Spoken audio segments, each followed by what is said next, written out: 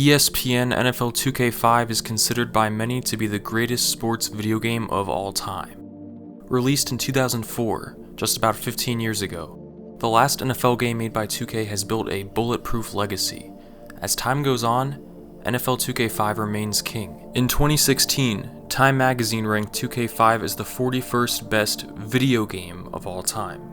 In 2014, Polygon writer Owen Good referred to NFL 2K5 as sports video gaming's King Arthur, eternally populist, noble and heroic, champion of an age long ago. Developers of Madden, the only game with the rights to the NFL license, are haunted by 2K5. Some ridicule it. Each year Madden is compared to 2K5, and usually in a negative way, as Electronic Arts has failed to make a game good enough to convincingly end the debate. ESPN NFL 2K5 cannot be ignored. It has become more than just a game, a movement, if you will.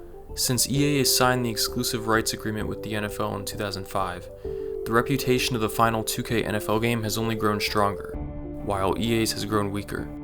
Visual Concepts created a masterpiece. 2K5 isn't revered so much simply because it was the final iteration of its series. The product was polished, deep, and created with more attention to detail and care for the sport it simulates than we may ever see again. As the gaming industry becomes more reliant on milking consumers for money and competitive online play becomes more popular than ever, simulation sports games are becoming a thing of the past. There will never be another ESPN NFL 2K5. The incredible craftsmanship Visual Concepts put into this game is evident immediately. The player is greeted by a familiar ESPN menu presentation, with branding and music from the network. ESPN wasn't included just for advertising, it was included for immersion. This hyper-realistic presentation was the biggest selling point of 2K4, known as ESPN NFL Football. 2K5 perfected it. One of the most common talking points about this game is the ESPN halftime and postgame shows, as well as the weekly SportsCenter updates. The immersion and depth of these segments were so ahead of their time that EA's Madden has been unable to replicate them to this very day. The halftime shows of modern Madden remain unimpressive, and the game has nothing comparable to 2K's weekly wrap-up show. 2K5 was so intelligent that Chris Berman would mention a player spinning or bobbling a catch while commentating over the highlights. It was very obvious that those working on the game, from the executives to the developers, loved football with a passion and put their heart and soul into this game, which is something you wouldn't be able to say about the Madden series. It was 2004. Microsoft had cancelled NFL Fever in an attempt to convince EA to put Madden 05 on Xbox Live.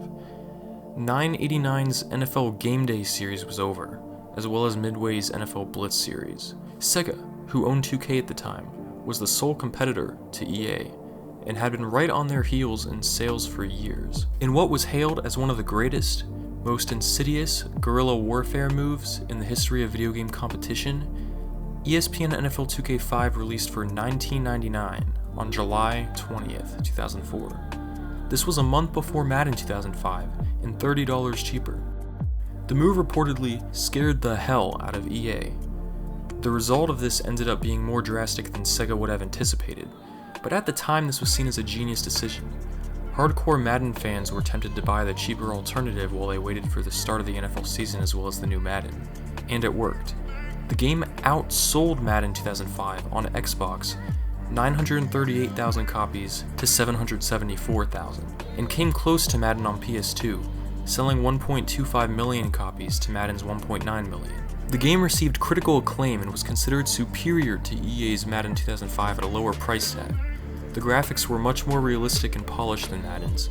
Players had accurate face scans. For example, Drew Brees had his birthmark on his face. This was overkill for a game on the PS2 Xbox era, but the Visual Concepts team truly cared about their product.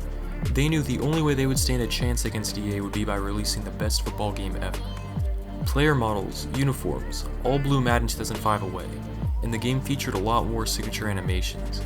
Visual Concepts got actual NFL players in their studio for motion capture, something EA still doesn't do with Madden. Having Tom Brady and Brian Urlacher in the studio for their signature animations brought the game to life. Visually, the game was nothing like anyone had ever seen in a football video game. The game's depth was unrivaled. The 25th anniversary mode allowed players to relive classic moments in NFL history. Not only was this mode crazy fun, but it taught most players some history. It was educational in a cool way. The historic teams were customizable and already had accurate ratings. The player names just had to be edited in. The franchise mode was incredible. The ability to pay players out of retirement has still not found its way to Madden. You could reline divisions and conferences, playoff stats were tracked, and the weekly training was crazy deep for those interested in a football manager type game.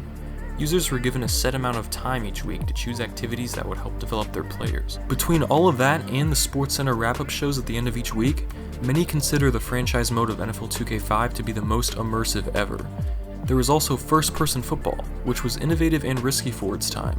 It added an entirely new way to play football video games. Love it or hate it, the feature added a new way to play the game that put into perspective just how difficult it was to be an NFL player when you don't have a full bird's eye view of the field. The crib was what really set the game apart. For those who enjoy completing or 100%ing a game, the crib was a mode where you decorated a house with items you could unlock with points earned by playing the game.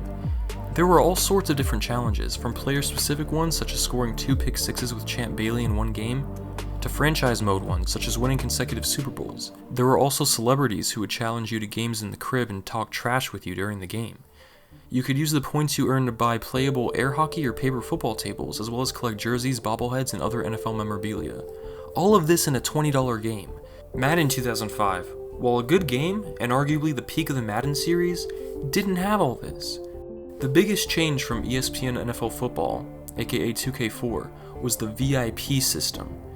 Everything you did in 2K5 was tracked, from how many times you selected a play, to how many times you went for it on fourth down, to how many times you ran the ball to the outside right of the field. Everything you did was saved to this tiny VIP profile, which you could then play against. That's right, you could play against an AI version of yourself, or you could share your VIP profile with your friends and play them when they weren't there. This feature was ahead of its time by probably 50 years. People nowadays like to complain about the CPU getting boring. Well, this was a great way to spice things up. Imagine downloading the VIP profile of the best player in the world and trying to find a way to beat them. Every NFL coach in the game also had their own custom VIP profile based on their real-world play calling and tendencies. Even the celebrities you play against in the crib had their own. Features like this are what set the game apart from the rest, and why this game is still so widely praised. The immersion during gameplay was phenomenal. It was the little things that set 2K apart. You could watch an instant replay at any time, even mid-play, compared to waiting on Madden for the play to finish, and then probably a few more seconds after that until you can actually click replay. Challenging plays gave you numerous options as to what to challenge, compared to Madden deciding that for you. The announcers were more accurate calling the game than Madden's and seemed to be more aware of different in-game occurrences, such as a kickoff going through the uprights, or a player doing crazy spin moves and jukes like Dante Hall. The referees threw flags onto the field. The chain gang would come and measure the spot of the ball if the play was ruled down close to the marker. Injured players would have teammates run over and call for help, while sideline reporter Susie Colbert broke the news. During quarter breaks, the game would showcase cheerleaders. Seriously, how can a company make a football game without cheerleaders? The immersion of the game was simply remarkable. Somehow, no game has ever come close to matching it. And then there is the gameplay. Easily the highlight of 2K5. The CPU AI was tuned so well. You'd have linebackers point and recognize a protection change and move his position accordingly. The charge mechanic made the gameplay different than the rest of football games. You would hold down X or A to charge a meter, and then the player could either sprint, truck, spin, juke, or jump with an extra boost. Defenders could also use the charge before a tackle for a big hit. It was basically the hit stick in button form. Receivers could locate the ball in the air and change directions accordingly. An issue that plagued Madden then, and still does today, is throwing trajectory. In 2K5 you could lob a pass over a defender to an open receiver, instead of worrying about throwing a pick to a linebacker with a 6-foot vertical. The highlight of the gameplay, however, was the running game. Following your blockers was a dream in this game, as linemen would pancake their first guy and then continue upfield and continue making blocks for the runner. Players would always engage in plays where the guard pulls were executed exceptionally well. What really set this game apart were the players. The ratings had a very large separation, with backup players being in the 40s and top players being up to 100 overall. Throwing to Randy Moss felt like you were throwing to Randy Moss. Brett Favre had a cannon, and you could tell. There was a difference between an Eddie George or a Tiki Barber. Shutdown corners shut down opposing receivers. You could replay any snap and focus on a player and watch a realistic simulation matchup between two players. The smoothness, the fluidity, and the overall feel of this game was and still is unrivaled. The game's soundtrack was very smooth, very mellow, and just very nice. I put a link in the description to a playlist of all the songs used in the game.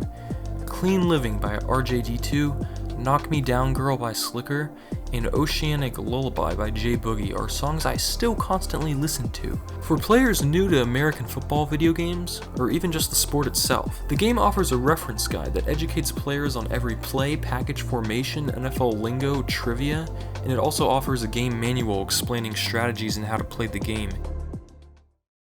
EA ended up lowering the price of their game to $29.99 in an effort to keep up with 2K, but the following year, Madden 06 was back at full price, and there was no NFL 2K6. Not only did EA sign an exclusive rights deal with the NFL, but also with ESPN, one of the bigger selling points to all of Sega's sports games, and yet EA never even took advantage of this license in Madden. 15 years later, Sega ended up selling the 2K name and the visual concept studio to Take-Two Interactive for $24 million shortly after. It turns out that by lowering the price of their game to $19.99, Sega effectively killed off their own series, as the NFL was unhappy with the idea that their premium brand could be discounted, and that triggered their licensing talks with EA. Years later, 2K attempted to re-enter the football video game market with All Pro Football 2K8, a great game in its own right, but due to the lack of an NFL license, the game simply didn't sell well enough to warrant a sequel. Since 2007, 2K Football has been missing, and EA's Madden series has gotten more mediocre with each release, leaving football video games in a sad state. 2K5's legacy lives on, however, through modern technology and a devoted fan base. Every year, new rosters are released for the game on Operation Sports forums, and through PS2 emulation on PC, the game can be rendered in 4K at a stable 60 frames per second, giving the game new life. While we may never see another 2K football game again, we will always have 2K5, and even today, the gameplay holds up. It may not look as pretty as Madden, but the foundation the game was built upon is much stronger. From the presentation, to ball trajectory, to offensive blocking AI, to defensive back play, to CPU recognition, to franchise mode depth and customizability, to immersion and innovation, ESPN NFL 2K5 is still the best football video game available, and there's a good chance it always will be.